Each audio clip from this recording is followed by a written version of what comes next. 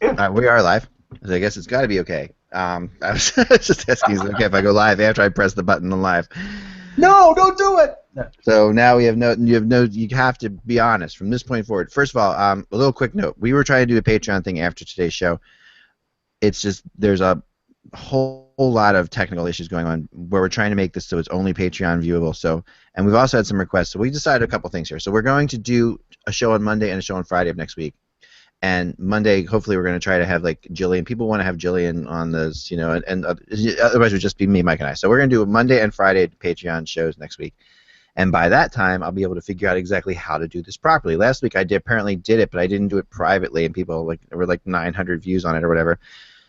So I was talking to people about how to do it the right way. So, and I thought I was talked through it. I had a whole list on how to do it, and I spent the last hour trying to make it work. So I'm punting on this for today, but you'll have a better by far show on Monday because of it. So thank you very much.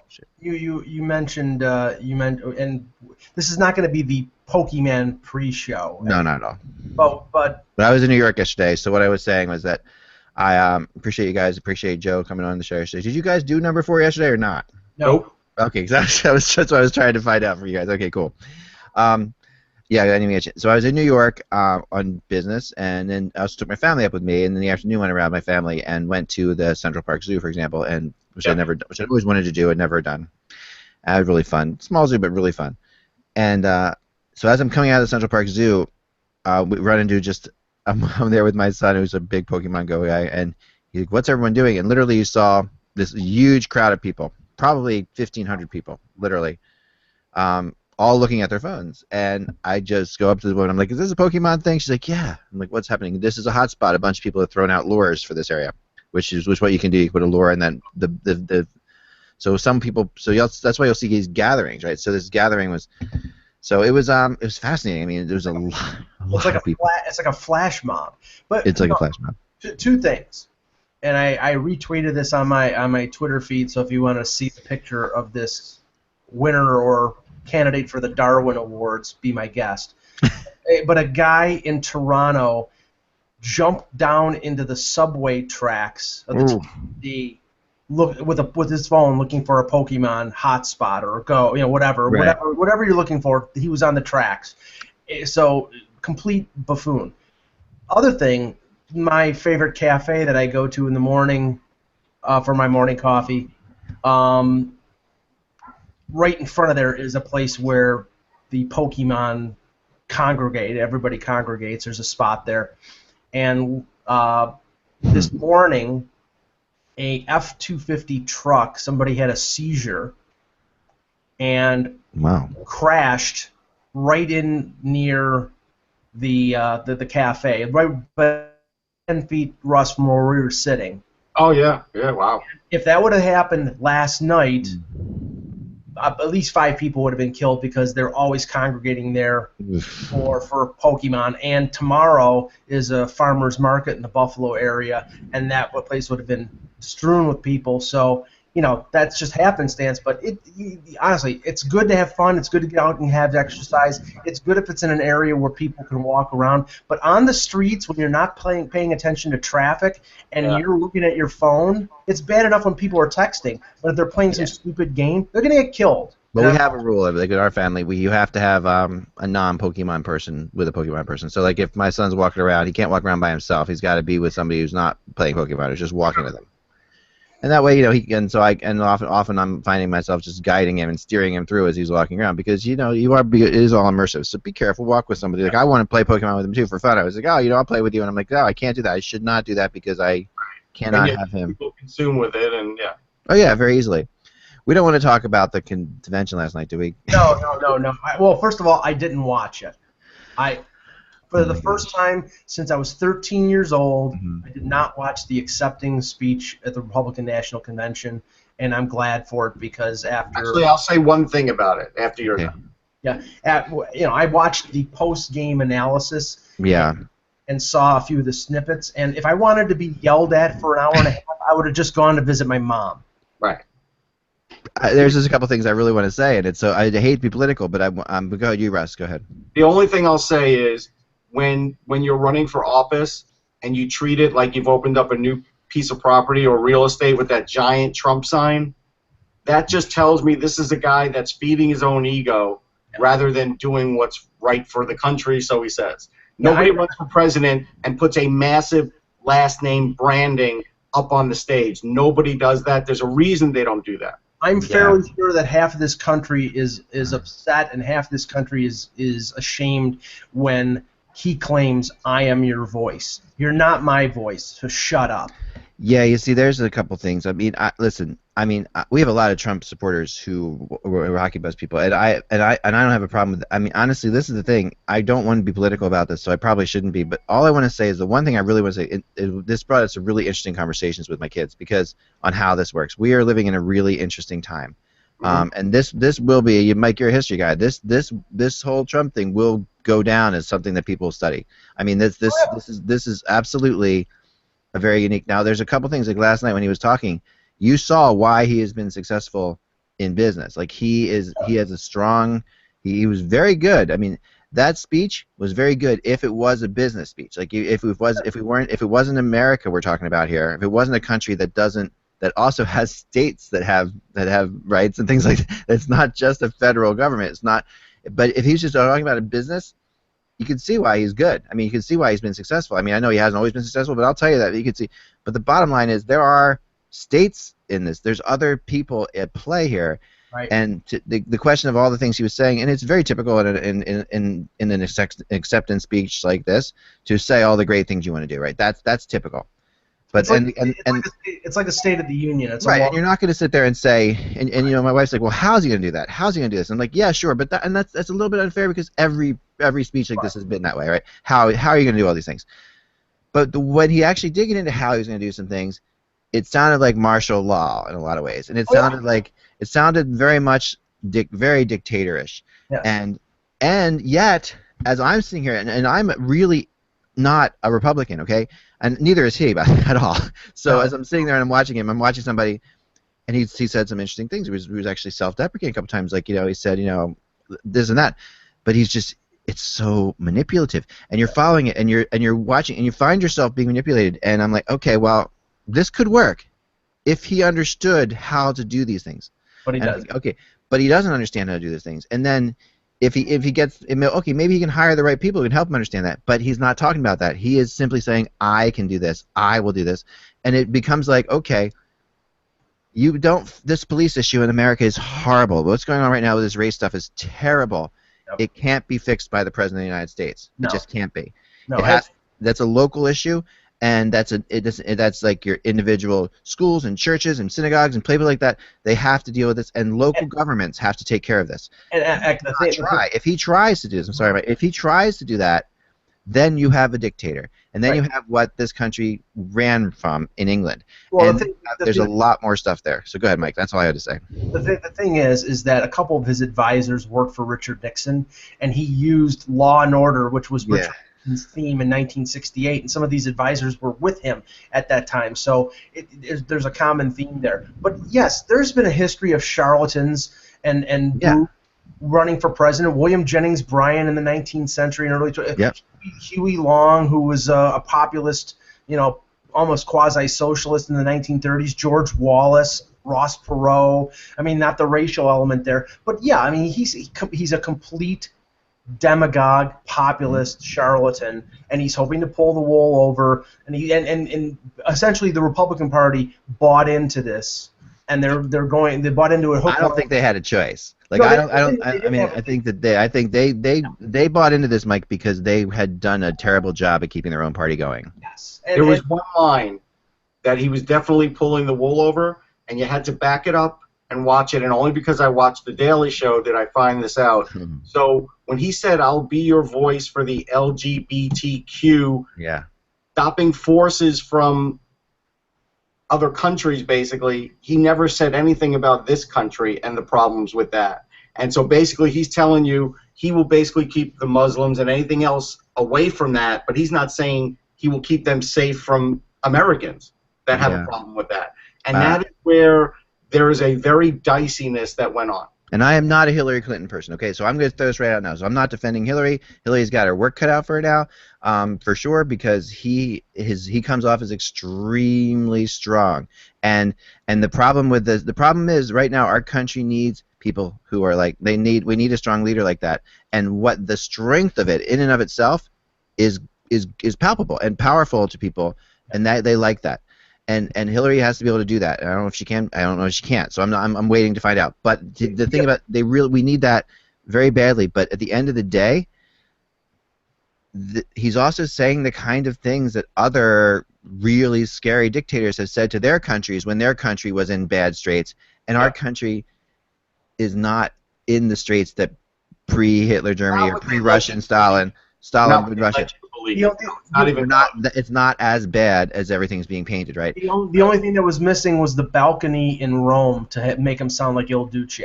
Right, and as I'm really glad you said that, Mike, because I'm like thinking of Mike's a history guy. I really talking about this, and it's like because I'm watching this, and like I can see when you watched that last night, and if you kind of related to him a little bit, you start to see how these things in history have happened, how these incredible atrocities have occurred.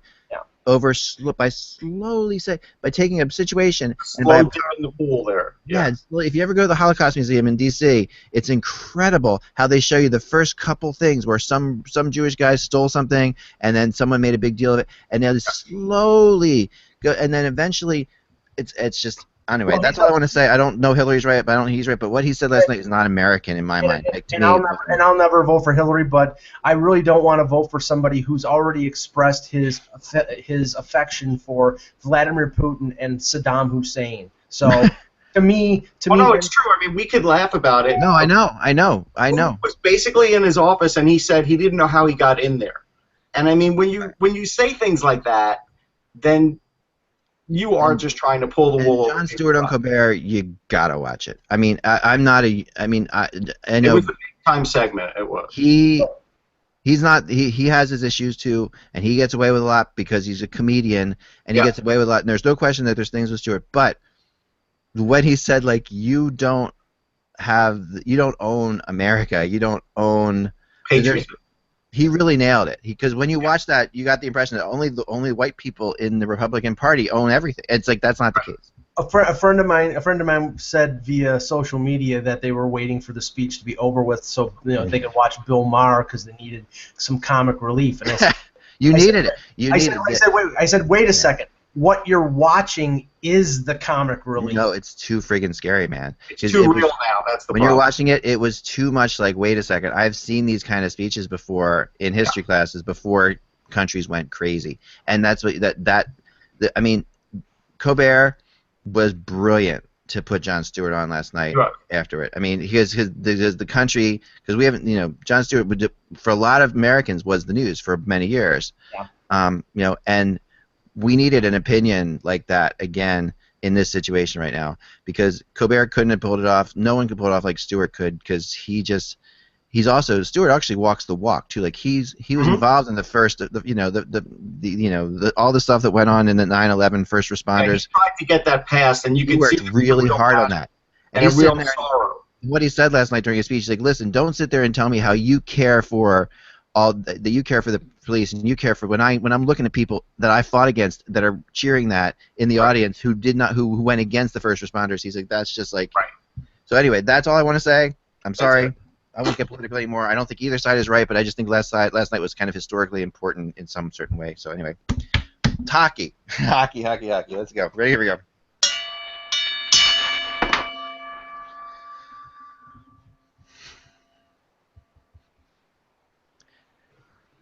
Hello, Hockey World. It's Friday, July 22nd, 2016. I'm Michael Agella. I'm Russ Cohen from Sportsology.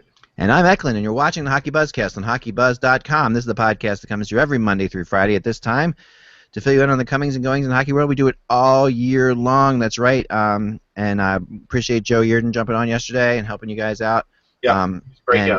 And really, he's awesome and really, really good show.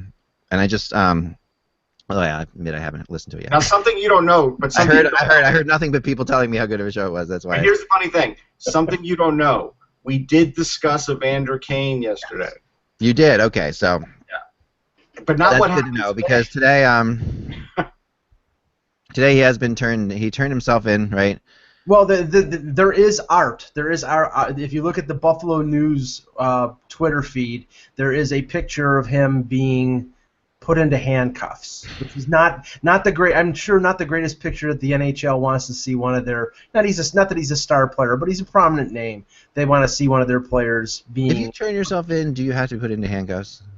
Yes. I assume so, because I mean you're being arrested. I mean they're not going to let you. Then how else do they bring you to get fingerprinted? Like okay, but I thought you turned yourself. Anyway, I don't know. Maybe I'm confused. But anyway, no, I mean, and we don't know all the details about this. So it's kind of a tough one to get into yet. But you know, it's going on and it's happening, and it's like all we have to do is go back to yesterday's conversation. I brought it up to Joe because he's a Sabres insider, and he was talking about maybe trading somebody, and I'm like, I'm sure they would like to trade Evander Kane, but can't. And that's where the conversation got started. Yeah. A day later, I'm sure they really would love to trade Evander Kane. Yeah. And now they really can't. Yeah. Yeah, and this is a tough spot. I mean, this is a second. You know, I mean, this is Kane's second issue with something in a new town. You know, like we often say, oh, he guys gets a new start and he gets a chance to Yeah, but worked out here. This time is different, Ak. I mean, the first time it was just internal strife between him and his team. Winnipeg, actually, you know, the whole putting his tracksuit into the shower, and him in Vegas during the lockout fanning out the money and pretending he's Mr. Big. I mean, here this is not his first situation. That the other one was investigated and then they didn't charge him, but this happened the night before the NHL draft. And in an area of town that is known to be, it's sort of the party strip in the city of Buffalo. And I don't know all the details, so I'm not going to talk about it. But it's just, those incidents, the thing in Winnipeg, the thing where he plays one of his best games of the season and then goes up for the NBA All-Star game and then misses practice the next day. He's 25 years old. You'd think that he'd be acting a little bit more after being in the league for 6 years, be acting a little more responsibly, and knowing that his career is on the precipice right now. He's got 2 more years at $5.25 million, and I'll tell you right now, he keeps acting like this, nobody will ever give him that kind of money ever again. No. I don't think we hit it home enough because I've just seen on TV. So he was arrested for a June incident. Yeah, that's what they're pulling him in for. So obviously they were researching it for a while before they did it, probably because when you have an athlete, you now have to really make sure. So I'm sure they did everything the right way, and that's why they took a long time. I mean, this is a June incident. We're well into July. Right. Yeah. Right. Yeah, they were taking supporting depositions and things of that nature. I mean, I know where not the particular place, but I know what area of the city it took place, and in general what supposedly happened. But I didn't see it, so I'm not going to comment on that. But again, it's just the overview. A player who got another chance in Buffalo after some questionable things in Winnipeg, and you would think that he would be cleaner than Caesar's wife, to use an old expression. BBC has the actual charges. It just broke. So it's 4 counts of non-criminal harassment and 1 of misdemeanor trespass. So obviously those pretty much spell it out a little bit.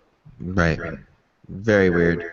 But what this does, I mean, just extrapolating on what we were talking with Joe about yesterday, what this does in terms of the Sabres is sort of it undermines the value of Kane. If they want to trade him, good luck getting anything. I mean, I think it'd be a situation where you're just looking to get rid of the cap hit. But from their point of view, you probably keep him. You hope he straightens up and flies right, and he has a good year. Then maybe you could trade him next year. I think we need to know. We need to know more interesting. Like, what is the harassment? Is this did he go where? Did he just like? That's where we have to wait and see. Yeah, I mean, if there's certain kinds of harassment, there's no way you can trade him. Other kinds of harassment, there's certain things, you might, and then, it's obviously. I'm sure it'll come out at some point. Yeah. The worst thing is the timing of this. Like Mike said, it happened on draft weekend, June 24th. Right. Yeah. This is when you're the host team in a city, when everybody's there, and so when the spotlight is the brightest, now this is the report that comes out. And right. it only got mentioned during draft weekend. It didn't really blow up. I heard Bosma was really pissed off about it. That's what I heard about it. Sure. Yeah, yeah. But what I'm saying, Ak, is that I think sort of, I mean, the NHL can't control how big a story breaks, but Right. you know what I'm saying? It's like that would have been a big embarrassment. That would have been the focus of everything instead of the draft itself. If there was no draft, it would have been. Right. For sure. No question about it. Let's get on to hockey, okay? Chris Kreider has signed a 4-year deal with the Rangers. I wrote about yesterday that this might not get done because yesterday I was hearing this was much more contentious and that there were a lot of issues going on, and of course they did get it done, and they did it for what I think is a fair price, and they did it for more reasonably than I think Chris Kreider expected by quite a bit, from what I was hearing at least. So either Kreider decided that just isn't enough money out there and there's no place else for me to go, or what do you think happened here, Russ? Well, first thing is, Nikolai Zherdev was the last guy that went to arbitration for the Rangers, so I knew he wouldn't get there. Now, I didn't realize he was a 9 o'clock a.m. appointment, so he obviously, another 11th hour one, and I think Braden Shen's going to go to the 11th hour same way. And so we'll get to Braden Shen because this has impact on that too. But as far as Kreider goes, I think when they looked at it, Kreider asked for 4.7, and they said, okay, we like your price. This is what we want to give you for this many years. Now, it wouldn't shock me if they asked for 5, and it wouldn't shock me if Kreider said, we only want to do 4 because this way when I'm 30 I can be a free agent and test the market. And so that's what this deal feels like to me. Right. And so I think they got him at the right price because there are fans that feel like he still has something to prove. He had 21 goals, but he had a great second half, but he didn't have a good first half. I think part of that was coaching and part of that was on him. And so now he's 25. You got paid. He's got expectations now. Now, this is the tough part about playing in New York. You now got paid. Now you have to perform. And that's a tough thing. There have been guys like Dan Boyle. Go ask Dan Boyle about performing in New York when you get paid around that same money. See what he says. Yeah, I mean, I think you're dead on. I think if they would have signed him for, because a 4-year deal, they bought only 2 unrestricted years. If it's a 5-year deal or longer, they're buying more unrestricted years. The money would go up exponentially. He definitely would have been over $5 million. So I think the expectation on him is a little less now that the number is 4.6 rather than 5. If it's $5 million, that's something. People look at that contract and say, okay, Dan Girardi's making $5 million. He's got to be, a Norris Trophy candidate. You know what I'm saying? Don't underestimate Ranger fans. Well, they know they got a deal. The expectations are high now. Right. Wow. Yeah. But I think he's a talented player. I think he's gonna move into that power forward role with the maybe departure of Nick Ricknesh at the end of this season if he gets claimed in expansion, or maybe they trade him. So I mean, if he can assume that role and be a 30 to 35 goal scorer, then this is a bargain for the Rangers. Yeah. No, it is. It is. And based on the Johansson deal, it's a bargain. Right. Yes. One of the things I wanted to show you guys, when I was in New York yesterday, I did wander into the NHL store, just because I was close there and I did see this picture. Isn't that pretty cool? So it was fun to go through. I mean, it was interesting the stuff that they, there was this too, which is kind of, you can see it here, is so you'd have Hall, Ladd, and Subban, Yeah. Wait, it's interesting. I like the NHL. Lou, put that picture back up. Yep. The Ladd picture? Okay. Yep. His number is 16, but look at the right arm. There's a 2 there. Oh, wow. No, I think that's an optical illusion. Yeah, it is. That's just the other. Unless that's somebody's jersey behind. The other jersey coming up in front of it. Yeah. Can't really see that, but that is interesting. Wow. I like the marketing there, and I like the fact that they're not trying to hide it. That's good. Yeah, the one thing I wanted to get. 16 isn't LaFontaine's number retired? No, it's not. Wow. I thought that too. When I saw it the first thing, I'm like, 16. That's a really interesting. That's bad. That's bad form by the Islanders. I'm sorry. Well, he only played there like half of his career, right? So. Right. Yeah, but the best half of his career. Sure. Yeah, no, that's what I thought too. I'm like, who was? It's exactly what I thought, Mike. I'm like, 16 on the Islanders. Who was 16 on the Islanders? Like, in my head, like this triggering. I mean, Mika Zibanejad's doing everybody who bought a Keith Yandle jersey a favor. There you go, isn't he? Wasn't 93 Yandle's jersey? So they can just replace the nameplate. Even though none of the letters are the same, right? No, I'm just kidding. There's so many letters in Sabinajad. Holy cow! But yeah, I like the NHL. I wish they're starting to get a bigger section. It was funny when I was there. So I'm walking through, and they were training people, and they were talking about what they were going to do. So there's going to be a huge, and so I was kind of overhearing the whole thing. There's going to be a huge section of the NHL store that's set up for the World Cup of Hockey, obviously, and right now they have a lot of T-shirts and hats for the World Cup of Hockey, but no uniforms. I'm kind of surprised at this point there aren't uniforms for the World Cup of Hockey in the NHL store. Like I thought that They must not have made a lot of them, and they probably didn't make them in time. Yeah, I mean, don't you think like a Connor McDavid or Austin Matthews, these jerseys would be selling if they had them? I don't know. See, I think they've tempered it. I think they're going to not go with a huge flooding of the market with that. Well, I'm not 100% sure on this, but I heard this sort of secondhand because, obviously the Leafs changed over their jersey, and I saw some of the players wearing the new emblem on their baseball caps at the development camp a couple weeks ago. But from what I heard, the new jerseys are not going to be in their stores until September. So they're probably at, you know what? I didn't even look to see if the Maple Leafs jerseys were new. Like, they have every jersey there. What about the Florida Panthers? They didn't have the new Florida Panthers jerseys. They had all they had were they had a T-shirt, a Florida Panthers T-shirt. Okay. There you go. We've not even seen the new Flyers logo yet. No, we haven't seen it. The Flyers logo, but it's interesting. So this is another angle of that Subban thing and the Ladd thing. And this is, oh man, I just deleted it. That's good. Anyway, trust me. Yeah, I'm waiting to see the Flyers logo. Like, when are they going to break that out? We'll take your word. I think the logo itself is the same, right? I mean, they're not changing. Well, but I mean the whole thing. I think it's going to probably, it'll probably just be a patch, but you get what I'm saying. What the Flyers should do, if they're cool and they're really cool, they need to do a year with the Cooperalls. That's where they have to go with it. Let's go vintage Cooperalls. Let's go to the streak team, celebrate that, and have like the big thick black stripe. Remember, there's a big thick black thing that was kind of different about the jerseys. I must have one of those over there. I'll give you a better alternative. Wear the Cooperalls for warm-ups and then take them off like warm-ups in the NBA. Yeah, just pull them off. Oh yeah, no, I so much. Yeah. Oh, wouldn't that be great? Just like like breakaway pants, like Chippendales like style. Yes. Come on, that's fantastic. That would be fantastic. Women will come in droves, Zach. Now, can we go? Can we just go back to that is the same slogan as the Flyers 50th anniversary. Actually, I'm just kidding. Go back to Kreider for a second because it's funny how these teams are reacting to arbitration right now, and it happened again this morning.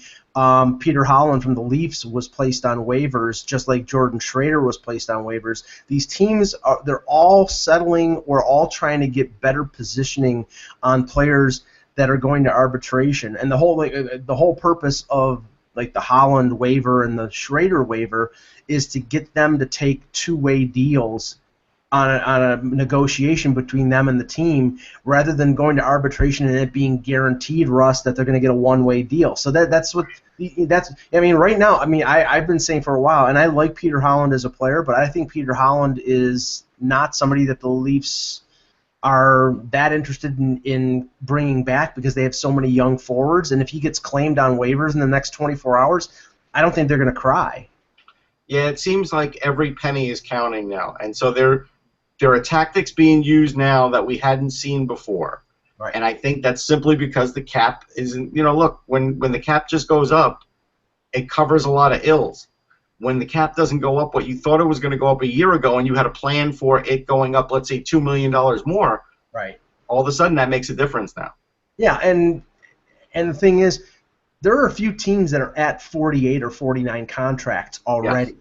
Now, the Leafs Toronto, because I keep an eye on them, Toronto was at 40 a couple days ago, but now they've signed Matthews, they signed Levo, and if they lost Peter Holland, that would be one less pro contract. So maybe they think somebody will claim him, and then that's one less contract for them to worry about. And that's a big deal.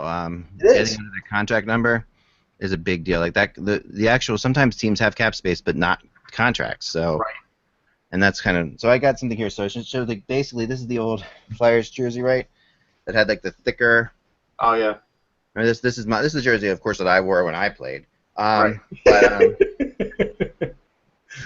and this is also the This is also the jersey the Pelle Lindbergh jersey. So Oh yeah. where they had the 31 on the sleeve. So take this, okay, and then this is like my son's Wayne Simmons jersey. So check this out. So he's got like this is how this is where we are now. Right. And it's funny because you can't tell the difference between those two oranges too much on this picture. Yeah, that one's a little more orange. This is like, yeah, if you're in person, these don't even look like the same color. Right. Like the new Flyers orange is so much brighter than the original Flyers orange, which is more reddish. But anyway, there you have it. So you see how there's no line here, no black line between the white and there. Yeah. That's something I wonder if they bring that back. I didn't. It highlighted it. It was okay, but it worked with the Cooperalls because the Cooperalls were black, So right. remember Pelle Ekman wore Cooperalls for a while. Anyways, there you have it.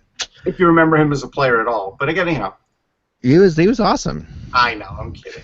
He was an incredible bastard. Where's your Ilka Sinisalo jersey? Whoa. I had a friend who had an Ilka Sinisalo. I watched the guy play. He wasn't incredible. No, wait a second. In your mind, he was. No. I mean, he wasn't my favorite player of all time. My favorite player of all time was Pelle Lindbergh. Okay, when I took the Eklund name, it was Pelle because my nickname was Pelle growing up. Then I went, but I didn't go with Lindbergh because Lindbergh had passed away, so I went with Eklund. But I was a huge Eklund fan. Okay, so, and without Eklund, I mean, Tim Kerr scored a couple of those 50-goal seasons because Pelle was passing to him. I mean, I remember Eklund had a 5-goal game and took apart the Rangers in the. You really don't think it was because Tim Kerr was parked in front of the net and no one could move him out? You're just bitter because Eklund literally eliminated the Rangers in one playoff series by himself. Like, he had an incredible playoff series against the Rangers. That's because Steve Baker was in goal. Probably. I mean, here's what's incredible, okay? So goal-wise, he never had more than 23 goals in an era where there were a lot of goals. That's one thing. He never had more than 69 points in an era. I mean, again, his average year was about 15 goals and 50 assists, which is, actually a little less than that, which is a good player. Yeah. Like, you built him up in your mind to incredible height. He came over with more hoopla for sure. Then he definitely came over as like he was being called like the Swedish Wayne Gretzky and stuff like that when he came over, and it was sort of points in 66 playoff games. It seems like that one goal against the Rangers was the biggest because he only had 10 goals in the playoffs. But his he had what did he have? There's an assist. I think it was against the Rangers and may not against the Rangers in the playoffs. Oh wait, I could have sworn there was that Tim Kerr didn't Tim Kerr have a great crazy game against the Rangers in the playoffs, and I thought Eklund had all the assists. He had 7 goals one year, no goals the next year, 3 goals the next year. Yeah. That was all. I mean, that's 7 goals. Though I think that most of those were against the Rangers, if I remember right. And no goals against the first time. Yeah, it probably was. But anyway, regardless of that, let's. I got a couple rumors I want to talk about too today before we get too far. But first, there's a little sad note here, and that's Bobby Ryan's mother has passed away. So, which is really sad because I mean I grew up in the same town with Bobby Ryan, so, and I know that I know how close Bobby Ryan is to his mom, and a lot of stuff that went on in his life. His mom helped Bobby Ryan get through a lot of crap. Some stuff that went on. Yeah, a lot of crap that went on when he was younger. So. I know he's a fan of the shows too. He watches the show and he watches so if I don't think he's watching. You know what the funniest thing he ever said to me, and this is what I'll always remember about Bobby Ryan, when he was back in this area, like I don't know when it was, September, we were getting like a heat wave, and I was like, hey, do you miss this area? And he goes, I don't miss the humidity. Yeah. No, he's a really funny guy. I mean, Bobby Ryan, and he's a really interesting character. Yeah. And has been maligned and really wanted to be a Flyer. I mean, he definitely he just, and there were many times that it came very close. The closest Bobby Ryan came to becoming a Flyer was right around the time that the Flyers traded Van Riemsdyk for Luke Schenn. During that draft, there were some serious stuff that like I know per fact that from talking to people that he was being told you're probably going to Philly, and that almost happened, but and I know there were people on the Flyers who were pushing hard for that. And there were people on the Flyers who didn't want him on the team too. So there was always a lot of different opinions on Bobby. But I know he's a really down to earth, good guy. Lives with his has spent a lot of time with his girlfriend in like where most guys go to like vacation places like really luxurious. But he has like a cabin in Idaho that he like in I think what's it called, Great Falls, like in the Great Falls area. Yeah, I've heard of it. that he goes to just to, and it's really like literally to live the mountain life, like he says with his girlfriend, and he loves that. So he's totally not what you would think of for like a Cherry Hill, which is kind of like a affluent area where he grew up. Like you. Yeah, like well, when to be fair, when I grew up, Cherry Hill was not as affluent as it is now. Okay, we were not like, middle. We were middle class. Okay, but Cherry now Hill's not as affluent as Cheektowaga, is it? No, it's not. No, Cheektowaga, that's not an affluent area, is it? I don't know. No, it's not. I just think the only thing I know of Cheektowaga is the Borders and the Red Roof Inn, where I spent way too much time. Did you go to Cherry Hill East or West? Glenn Foley, who used to be a quarterback for the Jets, went to Cherry Hill East, I think. Cherry Hill East, and I played on teams with Glenn Foley in football, and actually we were competitive because I was a quarterback as well. So actually, there you go. Isn't that funny? It's the truth. I was at a Jet game where we chanted for him to get into the game because we were sick of Neil O'Donnell, and he actually came in. It was a great game, too. He had a really fantastic game. Now, he was a little better than me, but not a lot. I now have the solution for the Jets quarterback situation. Screw Ryan Fitzpatrick. Here you go, right here. Right here. The funny thing about that is like, so when I was this size when I was in 4th grade, so I'm like 5'11", so I was 5'11" in 4th grade. And I grew way too. I wore size 10 shoes. Everyone's like, "Oh, you're gonna be this incredible athlete. You're gonna be this great basketball player." And all the basketball people were all over me. And I'm like, I had to go to basketball camps. I hate the sport still this day. I never played it because by the time I got to high school, everyone had caught up, so they didn't care about me anymore, right? Still 5'11". I'm still 5'11", right? Nothing changed. But as a football player, when you're 5'11" in 4th grade and you're put at quarterback, I just ran ragged over everybody. So I would just, I was the kind of, I would throw the ball pretty well, but mainly my move was like just to sweep the ball or whatever and do things like that, right? So, and then I played, linebacker, I played forward, I played all different places. So, anyway, so yeah, Glenn Foley's a little better than me, quite a bit. Anyway, but I'm sorry to hear about Bobby Ryan's mom. So hopefully, yeah, me too. Yeah, I'm sure he's going to be back in town, so catch up maybe. You know what the weird thing about Bobby Ryan is too, by the way? He likes that Pat's King of Steaks pizza place in Cherry Hill. Yeah, yeah. Pat's Steaks is awesome. Why? Have you been to Pat's Steaks? It looks seedy. I wouldn't even go in. It does look seedy, but it's not. No, Pat's is good. Really he awesome. He always pushes that place for pizza, and I'm like, really? Yeah, really good pizza. Beyond there were definitely people who were like. There was Pat's and there was Johnny's Pizza growing up. They were the two pizza places, and right next to Chicken is the best. Celebraze is great. Celebraze is good. In Philly. Yeah. I know that one. No, but it's funny. He definitely liked that, and he also was a Ponzio's guy. So which is a diner in South Jersey. Yeah, that's a good diner. I actually brought a Ponzio's jersey to him to the Olympics, and gave it to him. The Ponzio's T-shirt, which I bought, because he's a big Ponzio's guy. So there you go. All right. The odds on the Black Knights team before we move further. I guess I don't know if you guys got into this yesterday or not, but the odds on the name. Okay, so they've been released, and it's interesting because the NHL has made it very clear that they don't want anything to do with gambling. The Aces is out because the NHL says no names can have. I mean, people like the Aces, but it's out. And so what did they do in Vegas when they put up odds? They throw all these gambling names in there, and it's like ridiculous. If you're betting on these things, it's not going to happen. So the top four are the Black Knights still, of course, which is they have the best odds. Then the Aces, which is again not going to happen. The Bandits, which I know there's a history there with the Bandits. Not a big fan. Then the Blackjacks, again, gambling, not happening. The outside shots on this are the Jokers. Do I have to say any more? No.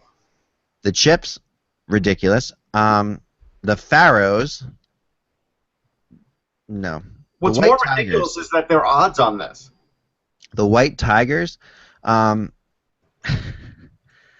don't know. Someone said that's to ensure Mike Tyson is a fan, right? Here's how this is how you know sometimes gambling is a bad thing. That's how you know. Because this is up to the Copyright and Trademark Office. I know. What they get. This has nothing to do with even anything else. It's really up to a small office in Washington and they're putting out odds on it. It's just the craziest thing. Well, how about magicians, the gamblers, the deputies, the flamingos, and the Rat Pack? And these are crazy. These are crazy that they would. The Rat Pack would be the worst since the Mighty Ducks. That would be terrible. Yes. That would be horrible. And Sinatra's family would sue them. Probably. No, the funny thing is, I know that because when it originally came out, it wasn't going to be Black Knights; it was going to be Knights. But then, in doing a podcast with my buddy Norman James from London, the London Knights, and there's Right. could that be a copyright sort of situation? Even though it's a junior team, even though it's an OHL team, they probably own the copyright for It the. depends. You'd be surprised. I mean, some things can be copywritten, some things can't. Like obviously you can't copyright the Wildcats. There's 100,000 teams are called the Wildcats. Right. So there's so many Knights. I'm not so sure. That's where the Wranglers were a good name because it sort of identified the area. The team was bad, Right. the rink was bad, but the name was good. So I have a picture for you of a hockey player, and I'm going to try to see if I can get this, because this is going to shock you. I'm going to try to get this so you can't see who it is. I don't know if I But can. to answer the question, it's going to be the Black Knights. It's going to be the Black Knights, yeah. Yeah. I can't really get this to show this, but this is insane. This is a 65-year-old hockey player. Okay, that would be Boreas Salming, yes. Yeah. Isn't that? I mean, Oh, at yeah. 65. Holy hell! Can you imagine? He's a freak, and it's funny that you brought this up back because I think it's his 18 or 19-year-old daughter is trying out for the Swedish Olympic team, and she's in the preliminaries. Wow. And I mean, the athletic, the genes in that family, she's probably going to make it because I've seen him in Toronto at ceremonies for the Legends Row. He looks younger than guys who are half his age. And Yeah, he's never. Has he played in any of these? Does he play in any of those old timer games? No, but you know what he does? I met him, and I think he's like the commissioner or something for floorball, and that's where I met him at like a floorball tournament. I don't know where. Yeah, floorball. It's like Floor hockey. it's like floor hockey, but with a ball. Like here, hold on. I'm pretty sure he played in the game on New Year, the game before on New Year's Eve, the Legends game before the game at the big house. I think they played. That's insane though. I 65. don't remember Salming being in that game. I don't remember it either. I think I would I have. thought he was. I don't think he was. Okay. I mean, it might be just his knees, or there's just no way, that kind of I mean, thing. they played 2 games. There were so many Yeah. alumni, so I thought he might have, but I'm not. I don't remember. All right, quickly, a couple quick things before we get into the number of the day, which is the number 4, which is always good for controversy. We'll get into Chris Kreider. I talked about Braden Shen. I talked to somebody today who thinks that the deal could be very similar for Braden Shen. Shen's hearing is on the 25th. Person I talked to said I'm hearing about the same as Shen, but it could be just over 5 as opposed to just under 5. Just over 5, but 4 years sounds right for Shen as well. I know the Flyers want to do 6 years, and I think that this could end up as 4 years at 5. I think the Flyers would like to do around 4.5 for 6. So. If it ended up 6 years, I'll bet you anything it would be about 5.5. Yeah, because you have to buy into free agency. Meanwhile, Luke Shen now is also in the news. Sort of, I hear him with talking to the Rangers and the Devils at this point. The Rangers are intriguing, and this is what I want to say about going into this weekend. Yeah, wait, actually, just to stop you. So there's a thing called Salming Sports, and they're a sports brand founded in 2001. It originates, Boreas Salming, and the brand offers a range of products for floorball and handball. And so that's where I met him for floorball. It's like broom ball. It's like that, but it's with sticks. So it's okay. So it is like deck hockey, but it's with a ball. Okay, yeah. Yep. I played some deck hockey in my time. Just one further thing here. Bill Daly apparently has come out and said Evander Kane. They're monitoring the situation regarding Evander Kane. Kane will be directed to the NHL, NHLPA behavioral health professionals for evaluation and counseling if deemed necessary. Yeah, there's nothing worse than being named a Kane in July in hockey. Here's the thing. All right, let's talk about this. It's good when you have a program. Don't get me wrong. I think when sports have programs, it's good. But it also is a neat little way to sort of put on the shelf, okay, well, when this happens, then we'll just send you to counseling. That's not always the answer. Yeah, it depends on the counselor, right? I mean, that's at the end of the day. If you have a really good hard-ass counselor who's going to make that person, examine their existence, then yes, it's good.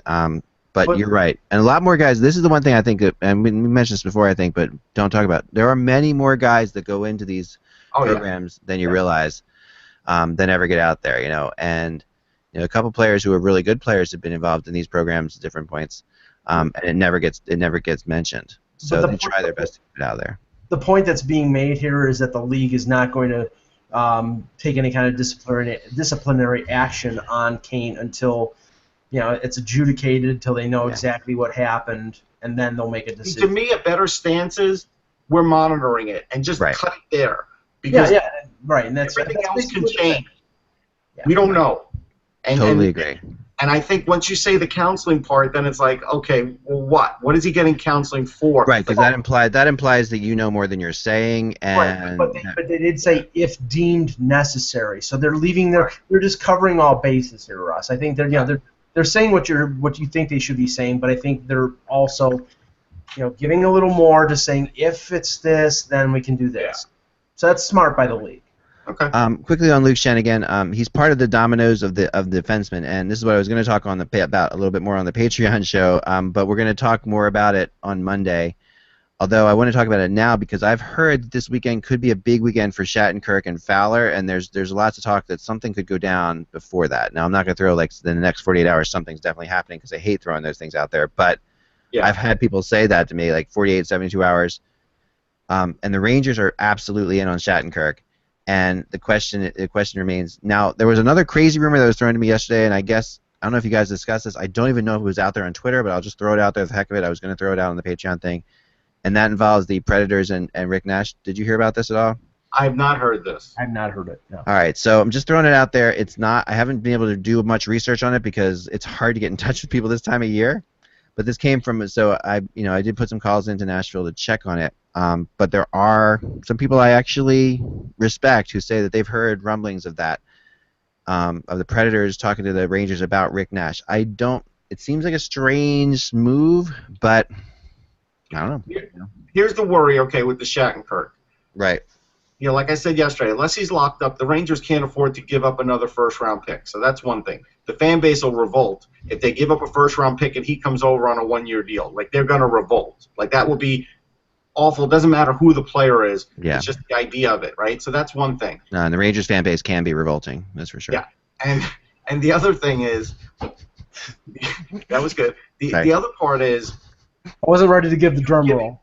Who are you giving up? Who is the player you're giving up to make this happen? Is it going to be someone like JT Miller, who you value and you just signed? Is it going to be, They don't have Derek Stepan, and then all of a sudden now Zibanejad has to be a number one center where he's not ready to be a number one. Like, who is this player going to be? Unless it's Rick Nash. Rick Nash is the one thing that makes sense, but then St. Louis is going to be on the hook for 2 years at 7.9 or a little less if the Rangers eat some. To me, I make the deal if it's Rick Nash, and otherwise I don't make the deal at all. Yeah. Well, Nashville has the room. Right now, I think they have a little over $8 million in cap space, but of course they don't want to spend everything up to the cap before the season starts. They've never been close to it. Yeah, they'll get the player back with salary too if they did it.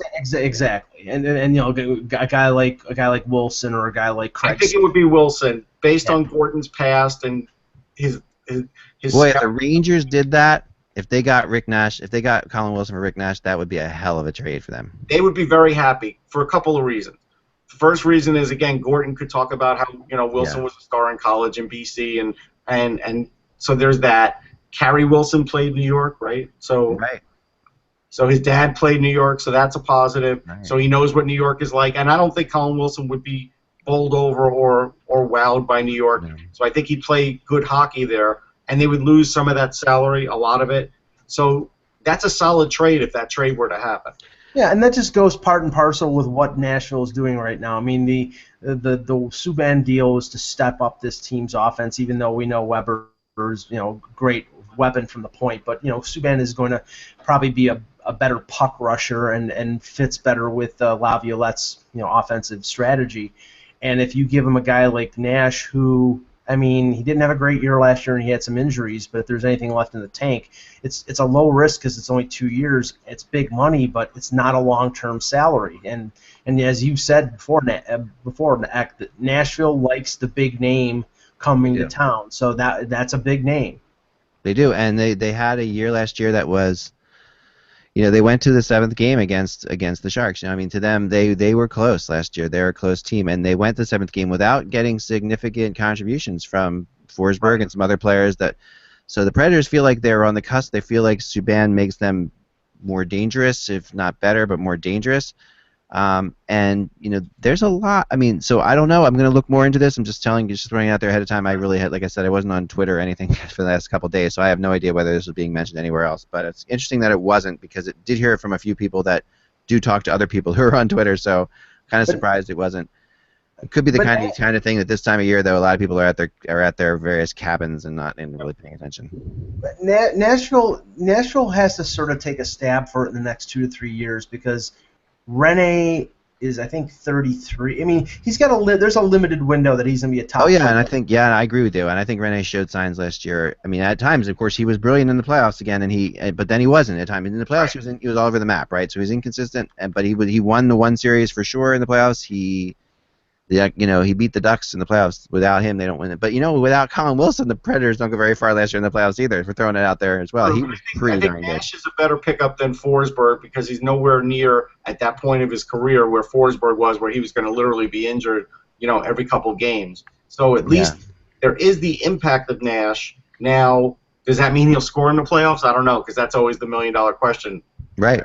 And where does Nash would be interesting to see him. That's just something to look out for. The other rumor before we get into number 4 is Mike Hoffman, who is an RFA again. His name's come up a couple times, but today, for the first time in relation to the Calgary Flames, with me at least, the people I've talked to, Calgary loves Mike Hoffman. I mean, talking to people out there, I'm a big Mike Hoffman fan, but they are really big Mike Hoffman fans in Calgary, and the question is how much the Senators love Mike Hoffman, and that.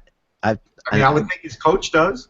Yeah, right. I know. I mean, of course, right. This is the reuniting of these two players, right? The coach and player. But there's definitely been a lot of hesitance to extend Hoffman to like. I don't think it's a Hoffman thing. I don't think it's a Zibanejad thing. I think it's an RFA cash money thing.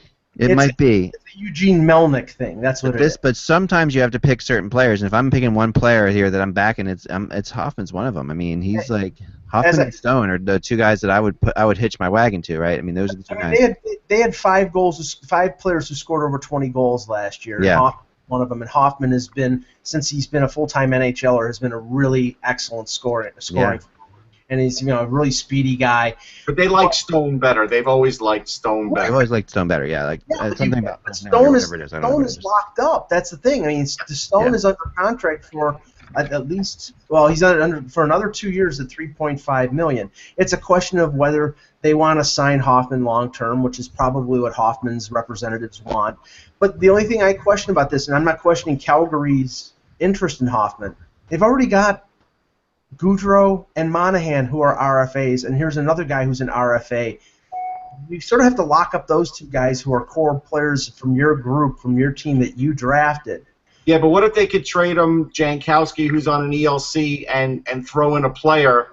Very possible. And it doesn't cost Ottawa much. It's very possible. But, the thing is, this is one of the reasons why I had Ottawa as a trending down team, because once you get a player like Hoffman, you've got to keep that guy. And the fiscal restraint of that organization, I mean, I'm fairly certain, looking at the deals that they made, the Phaneuf deal, they took more long-term salary in terms of Phaneuf's contract, but they saved, I think it was $4 million this year because they made that deal, and then they saved the money that they saved on the Brassard-Zibanejad deal. So at some point, Eugene Melnick has got to step up and spend his money.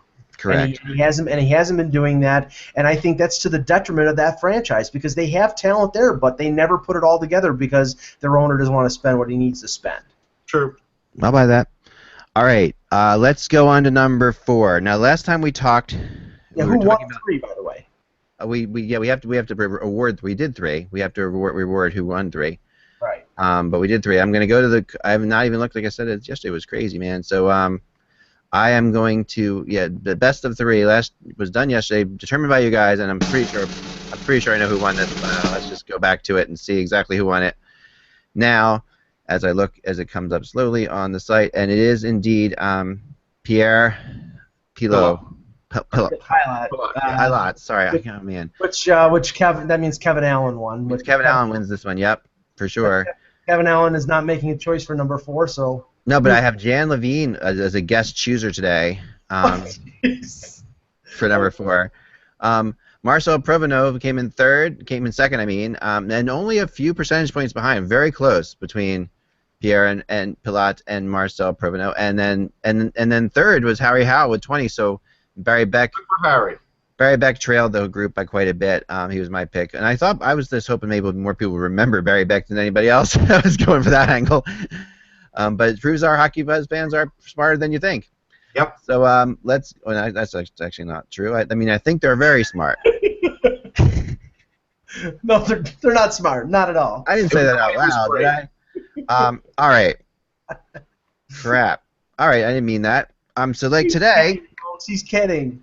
So today it starts like the order I have today is it goes from Mike to Russ to me, and then Jan will be fourth. Yeah. Okay. Because I have 4 choices for him. So this is number 4. Let's talk a little bit about the number 4. The number 4 is created by doing a line like this and then another line like that. That's a great history lesson. Thank you. Now so Mike, go ahead. The best number 4 to ever play hockey. The best number 4 to ever play hockey is the best player to ever play hockey. Ooh, laying it down. That's another debate, but go ahead. Robert Gordon Orr. No doubt. I think he's a game changer in terms of the role of the defenseman in this league, a Stanley Cup champion, and if his knees had not betrayed him, probably would have played another 8 to 10 years and probably would have held maybe I don't know if he would have held if he would have beaten Howe in terms of scoring, but you just have to imagine what he would have done if his knees had not had severe injuries. I think he's the best player of all time, so Bobby Orr is my pick. Here's my thing with Bobby Orr. A couple things. First off, he was such. When you watch the old videos, he was such a better skater than everybody else. It was silly. I can't imagine how good of a skater he would have been with modern day skates. Because I've often said, you can go to now and Matt Carl is as good a skater as Bobby. It's crazy. I mean, the amount of skate there. Now everybody skates like Bobby Orr did skate, but Bobby Orr skated that way before everybody else. It's the elusiveness that Matt Carl doesn't have that Orr had, where he could weave in and out of 3 or 4 guys, and all of a sudden he's at the net. The other thing about Bobby Orr is this is part of my video game collection. So the Bobby Orr pinball machine, which now this is selling right now. I'm not just kidding. Story behind this. Okay, I got this for $200. Somebody was selling it across the street from my parents' old place in Cherry Hill, New Jersey, and they were selling this for $200, and I'm like, wow, I'll take that. I did not realize how valuable and rare this thing is at the time I got it. First of all, the one thing I thought that was really funny about it is this was put out by the Blackhawks. Bobby Orr did not play for the Blackhawks for very long, but this just shows the old. It makes me sad when I see the picture. I know, this shows the old Wirtz mentality of let's market the hell out of Bobby Orr for the few seconds we have him here. Yeah.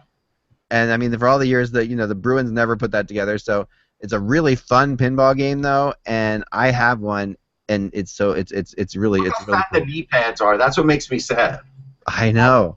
Bobby Orr played 26 games. 26 games. I have played more games on his pinball machine than he played for the Chicago Blackhawks. And the other thing about this thing is this backboard here, this part, which is it's made of glass, right? When we moved from our other place into here, the movers broke it. Oh man, I was so pissed.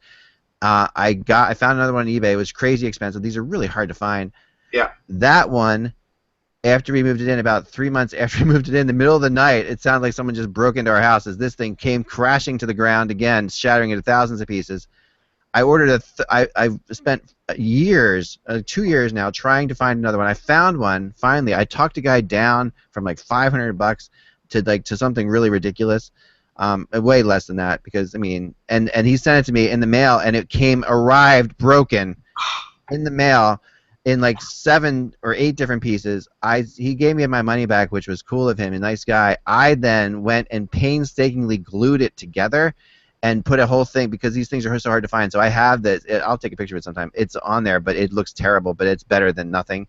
And I was still trying to find another one, but they're so hard to find for whatever reason. I've been unable to keep that going. So anyway, that's a little aside story. 1971, Bobby Orr had 102 assists, 37 goals, 139 points. In his best year, I think, 1974-75, 46 goals, 89 assists for 135 points. But he was also a plus 100 and something, like 125 or something. Yeah, it's a crazy. And the other thing, a player is good. A player is really, really good when he's got like a goal that's just so. So just give me the award right now, right? No, we're not gonna do that. But the Bobby Orr goal, that all you have to do is search Bobby Orr goal, and you get this, right? And this is like it's so obvious. Here we go. I'm showing it right now. So this is when you're good when you've got something like this, like. And it's Dan Kelly doing the announcing. I'm pretty sure. No, that's not it. Sorry. That is really not it. That is really not it at all. Thank God that's the picture that came up accidentally. All right, here we go. Yeah. So here it is. This is the Bobby Orr, the Bobby Orr, famous Bobby Orr goal of him flying through the air with the greatest of ease. Just like this was just an amazing moment. So Bobby Orr, Mike's pick for number 4, Bobby Orr. Russ, you're next. Yeah, so here's the thing. So obviously we all knew what would be the number 1 choice. So I went and I dug deep. All right. And I'm going with Rob Blake. Whoa. Whoa. Wow. Now, Rob Blake is a Hall of Famer. All right. I was a fan of Rob Blake's. He also is a Norris winner, one-time Norris winner. Really terrific offensive defenseman, also an imposing guy, right? At 6'4", he was always noticed on the ice. Like, he was a guy that you didn't want to tangle with Rob Blake. He didn't fight a lot, but if you did, you would lose. Like, he's still a ridiculously big guy, right? When we see him at, like, Stanley Cup games and stuff, and he comes out of the box, I think he's with the Kings, right? Yeah. He still looks like he could play. So I like Rob Blake. I think his offense was tremendous. I think, look, it's not Bobby Orr. But in his era, in the clutch and grab era, he was imposing, man. He was. Russ, Hab fans are really pissed off at you right now. I was all ready to go with somebody besides this guy, but I'm going to go with this guy to get my first possible win. Now Rob Blake is. You know what? I would tell you one thing that incredibly impressed me was Rob Blake's acceptance speech to the Hockey Hall of Fame. Like, it was a good one. It was not only good, it was crafted. It was like this guy should be a writer. Like, he crafted it beautifully. Check it out sometime. He talks about how Yeah, it's on YouTube. Yeah, you got to watch it. It's really good. And he talks about his parents and driving past the fields and learning how to take care of life and how that translated into it was crafted beautifully. I remember talking to Kevin Allen because that was the same Hall of Fame. Yeah. I was there as Kevin's invite to see the Hall of Fame thing, and that's where I saw the Bobby Orr pinball machine, by the way, which is in the Hockey Hall of Fame under glass, which is awesome. That's my wife said, yeah, we have one of those with a beer on it in our house, but there it is under glass in the Hockey Hall of Fame. But all right, so mine has to be a little bit different. Okay, so I'm gonna go with Jean Beliveau. Okay, number 4. I knew you would. Who was the best ever 3rd-round pick for a number in the history of time. To pick him 3rd overall. Beliveau, another member of the Hall of Fame, obviously from Trois-Rivières, Quebec. Born August 31st, 1931. Really, a 6'3" player, a 6'3" center, just a dominant force in his. 6'3" in that era was as a center. You're talking Gordie Howe-ish, and there's a lot of people who He wasn't a wallflower, but he wasn't Gordie Howe either. No, but the patron saint of the Montreal Canadiens. The patron saint. Literally, when you're the patron saint of the Montreal Canadiens and you're not the best player to ever wear your number, I think that's like something you got to think twice about. Beliveau, I really. He's also political in his life. He had an interesting. There was a point in his career. There's an incredible movie, of course, about him too. Is it the movie about him, or am I thinking of the other guy? Oh shoot, why am I thinking? Is there a movie about Beliveau, or is it? Oh, no, it's not. I'm sorry, I'm thinking the other Canadian. The Rocket Richard. Yeah, I'm thinking the Rocket Richard. Yeah, there's a movie about Rocket Richard. Yeah. There's a great movie about Rocket Richard, which we will get to with number 9 debates. But that's why I was thinking about this, because I was thinking of. I know it was a debate. Anyway, that's my mind. There are some that think Beliveau was the best player ever too. There are some that say that. Oh yeah, no, and there's a lot of Canadiens fans who do from believe. the province of Quebec, yes. If you're from everywhere else, maybe not. I think he's a phenomenal player. I think he's one of the immortals a great Hall of Famer. I just don't think he's as good as Bobby. Passed away just 2 years ago. We all remember Kane's wearing the number 4 on his patch. And the reason for my other pick, which I expected to be going to, and so I'm going to throw this out there too, so we'll have 5 on there today, and that is the reason that Vinny LeCavier wore number 4. Okay. Whoa. Hold on. First, you're circumventing the rules. Yeah. No, I'm not bending the rules. We only have 3 people on, and the one that Jan had is not, and so Vinny's going to be in this. Okay. First let's hear Jan's, because I have somebody who I think is worthy of being selected. All right, okay. Jan's is Scott Stevens. That's fine. Which is a good one. Along the lines of Rob Blake. But remember, Stevens, also was responsible for quite a few Stanley Cups. Or the Quite a few head injuries. Quite a few head injuries.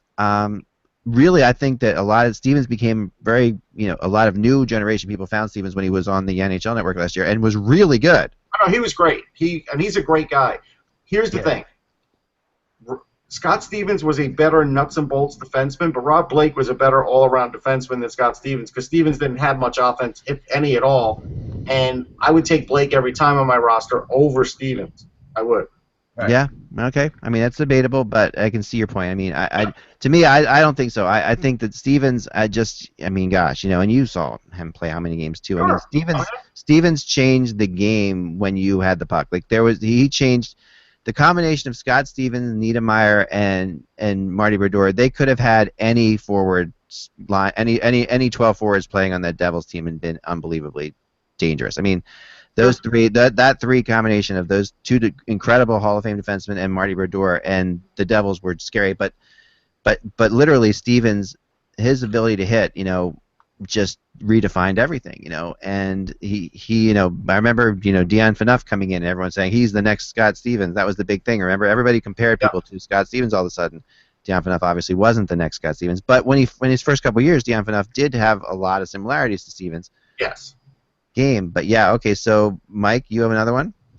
Yeah, I think Vinny LeCavier is going to be a Hall of Famer and everything. But if you're going to talk number 4, a guy who won 8 Stanley Cups, 4 for one team, 4 for another team, and at different positions, I think belongs on the list, and that's Leonard Red Kelly. Red Kelly's a big name. That's another really good name. Yeah, he played defense for the 50s Detroit Red Wings, won 4 Stanley Cups with Gordie Howe, and then was acquired by the Maple Leafs in 1960 and won 4 Stanley Cups with them. So and he played center with the Leafs, and he was so he played 2 different positions and won 4 Stanley Cups with each team at each position. So. Yeah, that's something. There was an interesting thing, and this last thing I'll say before we get out of here. The interesting on XM the other day, they were doing I think Scott Lawton was doing a really cool poll about who was the best player / coach in the history of the NHL. In both jobs, as far as how good a player he was and how good of a coach he was. And I thought Red Kelly was a good pick for that. That's a real good pick. I would go Lester Patrick, because he literally came off the bench, went to the game, and won a Stanley Cup. Yeah, yeah. No, that's interesting. There, I guess you can't beat that. It's hard to beat that. All right. So remember, but Patreon subscribers, thank you so much. You got us over the $300 mark. We're moving on up. Go to patreon.com/hockey. Support the show if you can. Monday we'll have a special show for you guys. And Friday of next week we'll have 2 shows that will only be for Patreon people, where we'll talk about all fun kind of off the record things. And if you want to be a part of that show, you can easily contact me, email me at eklund@hockeybuzz.com, put guest into the subject, and if you're a Patreon subscriber, I'll send you an invite. And last week we had 3 different people on, and we talked to them as well, so it's a lot of fun. Monday, 2 o'clock right after the show, we'll be doing that up, and as long as that works for you guys, which I'm assuming it does. Cool? Yep. Monday, 2 o'clock. Remember, without the buzz, it's just hockey. Have a great weekend, everyone.